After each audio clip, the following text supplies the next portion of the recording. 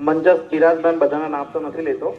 મંજસ બિરાજમાન આમ આદમી પાર્ટીના સૌ સાથી મિત્રો તેમજ કનોલવા જિલ્લા પંચાયતની અંદર ઉપસ્થિત સૌ મારા વડીલ ભાઈઓ અને બહેનો, યુવાન દોસ્તો મિત્રો તેમજ નાના નાના ભૂલકાઓ, ગુજરાતની અંદર પેલા આપણે થોડા નારા બોલાય જાગી જઈએ પેલા, બરાબર? ચાલો બે મુઠ્ઠી જરા વારો, બધા બે મુઠ્ઠી વારો, બરાબર? બોલો ભારત માતા કે જય, ભારત માતા કે જય, ઇન્કલાબ जिंदाबाद, इनकलाब जिंदाबाद। चेतरभाई तुम आगे बढ़ो, हम तुम्हारे साथ हैं। चेतरभाई तुम आगे बढ़ो, हम तुम्हारे साथ हैं। अधिका बेन तुम आगे बढ़ो, हम तुम्हारे साथ हैं। भाइयों ने बहनों, ગુજરાતમાં છેલ્લા 30 વર્ષથી ભાજપની સરકાર છે. આપણે બધા ભાજપને સતત મત આપી રહ્યા છે, તક આપી રહ્યા છે. પણ વિચારવાનું છે ભાઈઓ કે શું આપણને જે સરકાર પાસેથી મળવું જોઈએ, સરકારની જે ફરજ છે એ આપણને પૂરી પાડવી જોઈએ, આપણને મળી છે ખરી? ખેડૂતોની હાલત ખરાબ છે.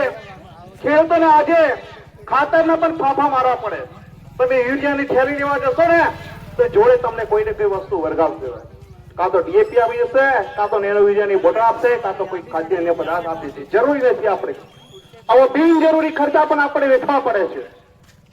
તમે અત્યારે જ થોડા દિવસોની આગળ જોયું કે દૂધનો ભાવ જે ખેડૂતો માંગી રહ્યા હતા, પશુપાલક માંગી રહ્યા હતા, એ દૂધના ભાવની અંદર મોડાસાના એક પશુપાલકનું મૃત્યુ થયું અને લાઠીચાર્જમાં પાડ્યો. તો આવા અન્ય આપણે ક્યાં સુધી સહન કરશું? ગુજરાતના અનેક એવા ગામડા છે, આપણા છોટાઉદેપુરના પણ અનેક ગામડા એવા છે કે જ્યાં પાણીની તંગી છે, પાણીની અછત વર્તાઈ રહી છે. અને ગુજરાતની અંદર આપણા છોટાઉદેપુર જિલ્લાના રસ્તાઓની હાલત પણ કેવી છે? બદતર ખરાબ હાલત છે. ધૂળની ડામરીઓ ઉડતી હોય, પાણી ભરાયેલું હોય, ખાડામાં ક્યારેક ગાડી ખપકી જાય, બીતા બીતા આપણે ગાડી ચલાવવી પડે, કેટલાક કિલોમીટર રાઉન્ડ મારીને આવવું પડે આપણા ગામની અંદર. એવા પણ અનેક રસ્તાઓ છે. તો આ અનેક બાબતો જે સરકારને પૂરી પાડવી જોઈએ, સરકારને સુવિધા પૂરી પાડવી જોઈએ, એ આપણને મળે નથી અને સરકાર જાગતી નથી. એટલે આપણે જાગવાની જરૂર છે ભાઈઓ. બીજો કે યુવાનોને નોકરી મળતી નથી. યુવાનો આજે બેરોજગાર છે. કેમ? પેપર ફૂટી જાય છે, પરીક્ષાઓ રદ થઈ જાય છે,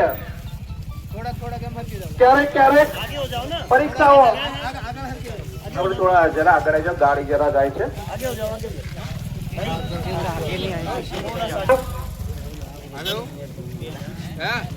અત્યારના 2 વર્ષ આગળ જયારે ગુજરાતની જાહેર પરીક્ષાઓ લેવાય છે, ચાહે જીપીએસસી હોય, ચાહે વનરક્ષક હોય, ચાહે તલાટીની પરીક્ષાઓ હોય, આવી અનેક પરીક્ષાઓ છે. એની અંદર અનુસૂચિત જનજાતિ હોય કે એસસી હોય કે બક્ષી પંચ હોય, આ અનામત કેટેગરીના વિદ્યાર્થીઓને ફી ભરવાની આવતી નથી. પણ અત્યારે તમે પેપરની જાહેરાતની અંદર જોજો કે આપણી ફી ભરાય છે ભાઈઓ. તો સરકાર ધરાતી જ નથી ભાઈઓ. ગુંડાગીરી માફિયાઓથી આજે સરકાર ચાલી રહી છે. એ લોકોના હપ્તા ઉઘરાઈને સરકાર આજે એનું શાસન ચલાવી રહી છે. સરકાર ટકાઈ રહી છે ભાજપની સરકાર, કે કેમ કરીને અમારી પાસે ધન એકઠું થાય અને અમે સરકારનું શાસન ચલાવીએ. આ ચલાવી લેવાય ખરું ભાઈઓ? નહીં ચલાવી લેવાય. કારણ કે દરેક જગ્યાએ તમે જો આપણો વિસ્તાર આજે ખનીજથી ભરેલો છે અને આપણને સુવિધાઓ નથી મળતી. આ કેટલું અયોગ્ય છે ભાઈઓ. જયારે ભ્રષ્ટાચાર જુઓ, ભ્રષ્ટાચારની વાત કરો તો જયારે અહીંયા આપણે બચ્ચુ ખાબડના જે પુત્રો છે એમને મનરેગાની અંદર ઘણું બધું કરી નાખ્યું ભાઈઓ. ઘણા બધા પૈસા ભેગા કર્યા અને એ લોકોને જામીન મળી ગયા. અને આપણા ચેતરભાઈ એક નાની એવી વાતની અંદર આજે જેલમાં છે ભાઈ. કોના માટે? આપણા માટે. આપણા હકોની લડાઈ લડી રહ્યા છે, આપણા સમાજ માટે લડી રહ્યા છે, એ માટે આજે જેલમાં છે. તો આપણે બધા ઈચ્છીએ કે ચેતરભાઈ જયારે છૂટે બરાબર ત્યારે આપણે દરેક ગામની અંદર આપણે દરેક કાર્યકર્તાઓ, દરેક ભાઈઓ બહેનો એક ઉત્સાહ ઉજવવાનો છે. અને ઉજવીશું ને બધા? ઉજવીશું ને? હા. બીજી એક વાત કરું કે જેવું શાસન દિલ્હીની અંદર થઈ ગયું, અત્યારે પંજાબની અંદર ચાલે છે, ત્યાં સસ્તી વીજળી મળી રહી છે, શું આપણા ગુજરાતની અંદર સસ્તી વીજળી મળી રહી છે? બોલો, સસ્તી વીજળી મળી રહી છે? નથી મળી રહી. જ્યારે પંજાબની અંદર આ 3.5 વર્ષની અંદર 55,000 જેટલી સરકારી નોકરીઓ મળી. આપણા ગુજરાતની અંદર તો ફક્ત વાયદાઓ જ કરે છે. ક્યારે નોકરી મળશે? હમણાં જ એક તાજેતરની અંદર પરિપત્ર થયો કે જે માણસ રિટાયર થાય, નોકરિયાત વર્ગ રિટાયર થાય, એને ફરી પાછો નોકરીમાં લેવો. તો આપણે ક્યાં જઈશું ભાઈ? આપણા છોકરા ક્યાં જશે? એમને જો રિટાયર ફરી પાછા નોકરી, તો આપણા યુવાન ધન ક્યાં જશે?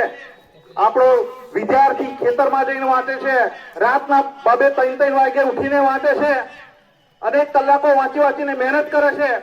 તો એની મહેનતનું શું? સરકાર જાણી ગઈ કે આનો ખૂબ જ વિરોધ થશે. આમ આદમી પાર્ટી અમને જાગવા નહીં દે, અમને સતત રીતે ઢંઢોળશે. એટલે તાત્કાલિક એને પરિપત્ર ખેંચવો પડે ભાઈઓ. આવા અનેક પ્રશ્નો છે આપણા ગુજરાતની અંદર, અને એ લડી શકે તો આમ આદમી પાર્ટીના યોદ્ધાઓ જ લડી શકે. બીજું વધારે નહીં કહેતા, આપણા અહીંયા વક્તાઓ છે, સમય પણ બહુ થઈ ગયો છે. મને આ પ્રસંગે સાંભળ્યો બધાએ. તો આપનો ખૂબ ખૂબ ધન્યવાદ. જય જોહાર, જય આદિવાસી. ખૂબ ખૂબ આભાર.